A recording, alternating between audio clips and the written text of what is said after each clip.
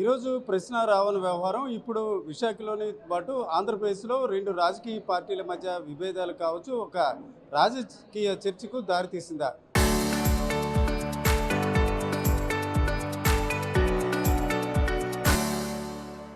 నిజంగా అట్లాంటి అంశం ఉందా? ఈ విషయంపై మనతో మాట్లాడడానికి ఎలిమంచిలి ఎమ్మెల్యే సుందరపు విజయ్ కుమార్ గారును. విజయ్ కుమార్ గారు, ఆయన మాటలు అందరూ చాలామంది విన్నారు. ఇది లాస్ట్కి ఇది వైఎస్ఆర్సీపీ జనసేన మధ్య ఒక రాజకీయ విమర్శలకు దారితీసే పరిస్థితి ఉందా? నిజానికి అందులో ఆ విమర్శలకు తీవ్రంగా పరిగణించే పరిస్థితి ఉందంటారా? నేను అంటుందండి, ఒక వ్యక్తి, ఒక తప్పుడు వ్యక్తి ఎవరన్నా ఉంటే ఆ వ్యక్తి చేసే తప్పుడు పనుల వల్ల ఈ దేశానికి ఈ ప్రజలకి నష్టం వచ్చినప్పుడు ఏ పార్టీ అయినా సరే పార్టీలకు అతీతంగా ప్రజాస్వామ్యబద్ధంగా మనం మాట్లాడాల్సిన పని ఉంది. ఏదో ఒక వ్యక్తి అన్నెసరీగా మాట్లాడుతుంటే వాళ్ళని మనం కట్ చేయాలి. అలాంటిది స్టాండ్ ఎలా తీసుకుంటారు? అందులో కుట్రున్నట్టే కదా స్టాండ్ తీసుకుంటున్నప్పుడు. కావాలని ఇప్పుడు జడా శ్రవణ్ కుమారు, లేకపోతే ప్రకాష్ రాజు, ఈ ఎవరైతే ప్రశ్నారావణ్, వీళ్ళందరికీ మధ్యలో సంబంధాలు ఏంటి? మొన్న దీంట్లో కూడా నేనే ఆడియో బయట పెట్టాం. వాళ్ళిద్దరూ ఎక్కడ ప్రకాష్ రాజు వేరే స్టేట్లో ఉంటాడు, ఇక్కడ ఈయన ప్రశ్నారావణ్ ఎక్కడ ఉంటాడు, ఈయన ఆయనకి డైరెక్ట్ చేస్తున్నాడు, ఆయన డైలాగులు తెలుసుకుంటున్నాడు. అది ఒప్పుకున్నాడు కూడా ప్రకాష్ రాజు.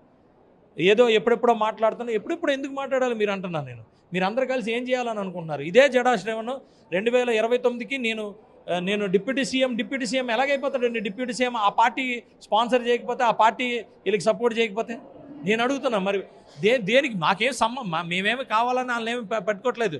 ఎవరైతే మాట్లాడుతున్నారో వీళ్ళందరూ కూడా వాటి నుంచి సపోర్ట్ చేస్తున్నారు. ఆ పార్టీలో ఉన్న మాజీ ఎమ్మెల్యేలు, మాజీ మంత్రులు అందరూ కూడా వీళ్ళకి సపోర్ట్ చేస్తున్నారు. అంతే కదండి. అది నేను అంటాను, మీకేం పని అడుగుతున్నా? కావాలని పని కట్టుకొని మీరు క్రిస్టియన్లు రెచ్చగొట్టాల్సిన అవసరం మీకేమొచ్చింది అని అడుగుతున్నా. సరే, ఇక్కడ చూస్తే తొలిదశ నుంచి ప్రశ్నించండి అని పవన్ కళ్యాణ్ గారు చెప్తున్నారు. ఈరోజు ప్రశ్నిస్తుంటేనే ఇట్లాగా కేసులు పెడుతున్నారు.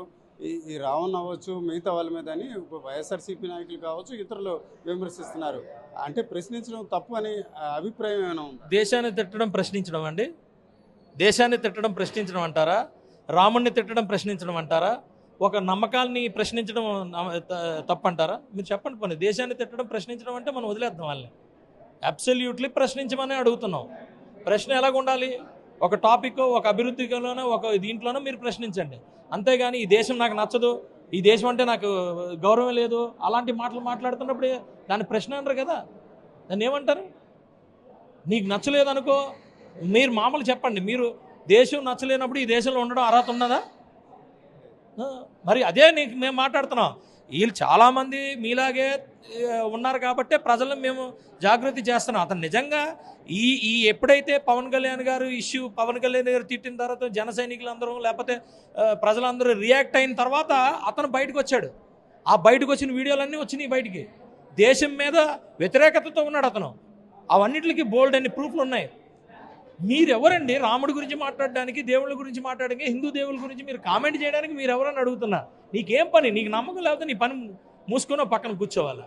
మీకేం పని అని అడుగుతున్నా. అది ప్రశ్న అనరండి. దాని ప్రశ్న దేనికి ప్రశ్నిస్తారు? నీకేమైనా ఇబ్బంది ఉందనుకో, నువ్వు నమ్మట్లేదు కదా, నమ్మకపోతే నీ పని నువ్వు చేసుకో. నీకు కావాల్సింది ఏమో నమ్ముకో. నేను ఈ ఉంగరాలు నమ్ముకుంటానండి, నేను భగవంతుడు అనుకుంటాను, నేను నమ్ముకుంటానండి. ఇక్కడ తాబేలు ఉంగరం ఉంది, ఇక్కడ నరసింహస్వామి సింహం ఉంగరం ఉంది. నరసింహస్వామి, నేను సింహాన్ని నరసింహస్వామి అనే నేను నమ్మే నా సాంప్రదాయం చెప్పిందండి. నువ్వు సింహంగా చేసుకో, ఎవడొద్దన్నాడు? నేను వద్దన్నావా? నేను నరసింహస్వామిగా చేసుకుని నేను పొద్దున్నే నేను చూసుకుంటాను. తాబేలు కూడా నారాయణుడి కింద నేను చూసుకుంటాను. నీకేంటి పని? కామెంట్ చేయాల్సిన అవసరం ఏముంది దాంట్లో? కుట్ర లేకపోతే అని అడుగుతున్నాం మేము. మీకు కామెంట్ చేయాల్సిన అవసరం ఏముంది? మాటికి కామెంట్ చేసి మీరు ఒక ఏది యూట్యూబ్లో పెట్టుకొని కామెంట్ చేసి, లేదా మీరు సభలు పెట్టుకొని కామెంట్ చేసి, ఏం సభను పెట్టాడు ఆయన? జడా శ్రవణ్ దళిత క్రిస్టియన్లు అని చెప్పి పెట్టాడు. అప్పటికి సుప్రీంకోర్టు నుంచి ఆర్డర్స్ ఉన్నాయి. ఆ ఆర్డర్స్ మీద మాట్లాడాలా, లేకపోతే ఇంకోటి మీద మాట్లాడాలా, లేకపోతే వాళ్ళ అభివృద్ధి గురించి మాట్లాడాలా, వాళ్ళకి వచ్చి కష్టం మీద మాట్లాడాలా? దేనికోసం మాట్లాడాడు? కుట్ర కాకపోతే పవన్ కళ్యాణ్ గారి గురించే అందరూ మాట్లాడారు. ఆయన ఎవడైతే బాగా పెద్ద వాళ్ళందరినీ వెల్కమ్ చేశారో వాళ్ళందరూ పవన్ కళ్యాణ్ గారి మీద మాట్లాడారు. పవన్ కళ్యాణ్ గారిని తిడతాం మాట్లాడారు, అసభ్యకరంగా తిట్టడం మొదలెట్టారు. అది నోరుందని ఇష్టానుసారంగా తిడితే మేము నమ్ముకుంటాం కదా. మాకు అభిమాన నటుడే కదా, మాకు అభిమాన నాయకుడు కదా. ఆయన ఎంతోమందికి ఈరోజు వాళ్ళ జీవితాల్లో మార్పు తీసుకురాలేదా? మన అరకు పాడేరు ఇవన్నీ జీవితాల్లో మార్పు తీసుకురాలేదా? అది నేను అంటుంది. మీరు ఎలాగండి ఒకళ్ళ నమ్మకాన్ని మీరు ఎలా హట్ చేస్తారో అని అడుగుతున్నా. అది కుట్ర కాకపోతే అది 100% కుట్రే. ఆ కుట్రకి తాడేపల్లి ప్యాలెస్కి లింక్ ఉంది. తాడేపల్లి ప్యాలెస్కి బయట నుంచి ఏమన్నా ఇంకా మేము అడుగుతున్నాం. తాడేపల్లి ప్యాలెస్ కూడా అంత అవసరం ఏముందని అడుగుతున్నా. అంటే ఇప్పుడు తాడేపల్లి ప్యాలెస్కి లింక్ ఉందని మీరు లాస్ట్ టైం కూడా మీరు అన్నారు, అనిపిస్తుంది. ఇప్పుడు వాళ్ళు ఏమంటున్నారంటే ఇట్లా మీరు మాట్లాడే వారందరూ కూడా చంద్రబాబు నాయుడు గారు వాళ్ళతో కూడా ఇన్వాల్వ్మెంట్ ఉంది, వాళ్ళ ప్రోత్సాహంతోనే ఇదంతా జరుగుతుంది అంటున్నారు. ఏమండి, ఒక్కసారి ఏదో ఒకరిని తిడుతూ అప్పుడు కూడా మమ్మల్ని తిడుతూ వాళ్ళని పొగిడేసినంత మాత్రం వాళ్ళ మీద ప్రేమ ఉన్నట్టు కాదు.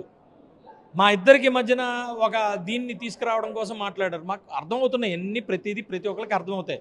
మా యాంగిల్ ఆఫ్ అండర్స్టాండింగ్, మా వైపు మేము అర్థం చేసుకునేది మేము ప్రజల ముందు పెట్టాం. ప్రజలేమి అమాయకులు కాదు.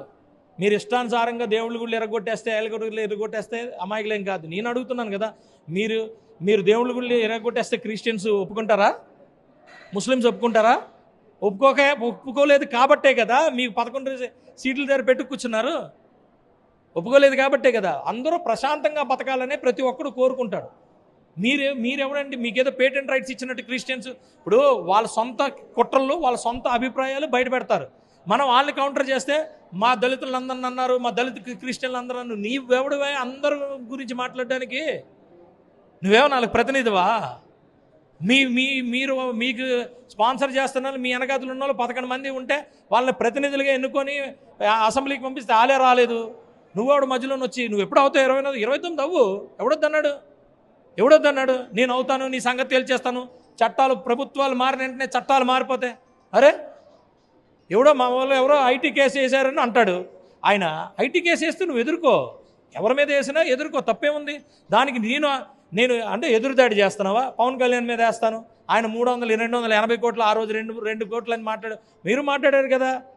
25 కోట్లు అయింది నేను జగన్కి వ్యతిరేకంగా వెళ్ళి 25 కోట్లు నాకు ఖర్చు అయింది అంటున్నావు. నువ్వు ఎక్కడి నుంచి తీసుకొచ్చావు? ఎన్నింటికి ప్రశ్నలు వస్తాయి కదా, ఏం ఇబ్బంది లేదు. నేను అంటుంది ఏంటంటే మీరు అభివృద్ధి గురించి మాట్లాడండి, లేదా ఏదన్నా విషయం ఉంటే ఆరోపణలు ఉంటే ఆరోపణల గురించి మాట్లాడండి, తప్పలేదు. కానీ పర్సనల్గా వెళ్ళడానికి లేదు, కుటుంబాల మీదకి వెళ్ళడానికి లేదు, మత విశ్వాసాల మీద వెళ్ళడానికి లేదు, అలాగే దేశం మీద ఆపోజిట్గా వెళ్ళడానికి లేదు. ఇవన్నీ వెళ్ళడానికి లేదండి. ఎక్కడ రాజ్యాంగంలో రాసలేదు. మీరు కేవలం కుట్రలు ఉంటేనే ఇవన్నీ చేస్తారు, కుట్రల మీద మాట్లాడతారు. లేకపోతే అవసరమే ఉంది, కావాలని ఎవడు పెట్టుకుంటాడు? అంతే కదండి. ఇప్పుడు వాళ్ళు మాట్లాడిన ఇష్టానుసారంగా చట్టాలు లేవు అనుకున్నారు. ఇప్పుడు ఉపా చట్టం వచ్చింది, దానికి ఆయన మాట్లాడిన అన్నీ కూడా ప్రూవ్ చేశారు కదా. రేపు ప్రూవ్ చేస్తారు. నువ్వు వాదించు. అక్కడ పారిపోయామే నీకు ఇష్టానుసారంగా మాట్లాడేస్తే కొత్త ప్రభుత్వాలు వచ్చిన వెంటనే ఆ చట్టాలన్నీ మారిపోవండి. పాపం ఒక జడ్జిగా ఇది చేసి ఒక ఇది కానీ మేము లా మేకర్స్మే వాటిని మేము చట్టాలు చేస్తాం, కానీ మొత్తం అన్నీ మారిపోతాయా చెప్పండి? నాకు అర్థం కాలేదు. నువ్వు ఏం చదివావు? నువ్వు లాయర్ అంటావు, ఏం చదివావు? నువ్వు అడ్వకేట్ అంటావు కదా, ఏం చదివావు? జడ్జిగా నువ్వు రిజైన్ చేసి బయటకు వచ్చావు, ఏం తెలుసు మరి నీకు? ప్రశ్న నాకే అర్థం అవ్వట్లేదు. చట్టాలన్నీ ఎలా మారిపోతాయి? మొత్తం మార్చేయగలరా చట్టాలు? 29లోనే ఎవరో వేరే వాళ్ళు వచ్చేస్తారు, ప్రభుత్వం మార్పిన మొత్తం చట్టాలన్నీ మార్చేస్తారా? ఆంధ్రప్రదేశ్లో కూర్చొని చెప్పండి. ఆంధ్రప్రదేశ్లో కూర్చొని చట్టాలు మార్చేస్తాడంట ఈయన జడా శ్రావణ్. ఇంకంతకన్నా ఏముంది? ఆయన నాలెడ్జ్ అంతే. బార్ కౌన్సిలే చెప్తుంది అతను ప్రాక్టీస్ చేయలేని అడ్వకేట్లు ఆయన పెట్టుకొని కూర్చున్నారు వాళ్ళు. ఇవన్నీ కాదండి, ఇవన్నీ కాదు. నేను అంటుంది ఏంటంటే మీరు కుట్రలు పండితే కుట్రల్ని ఛేదించే బాధ్యత మాది. డెఫినెట్గా మిమ్మల్ని సరిచేసే బాధ్యత కూడా మాదే, అందులో డౌటే లేదు. ఎట్టి పరిస్థితులు వదిలే ప్రసక్తి లేదు. మీరు చిన్న వ్యక్తి అయినా పెద్ద వ్యక్తి అయినా ఇక్కడ లా అండ్ ఆర్డర్ని ఎస్టాబ్లిష్ చేయాల్సింది, లా అండ్ ఆర్డర్ని చూసుకోవాల్సిన బాధ్యత ఈ ప్రభుత్వం మీద ఉంది. ఆ ప్రభుత్వానికి అసోసియేట్ అయ్యి ఉన్నాం కాబట్టి డెఫినెట్గా మేము 100% మేము చేస్తాం.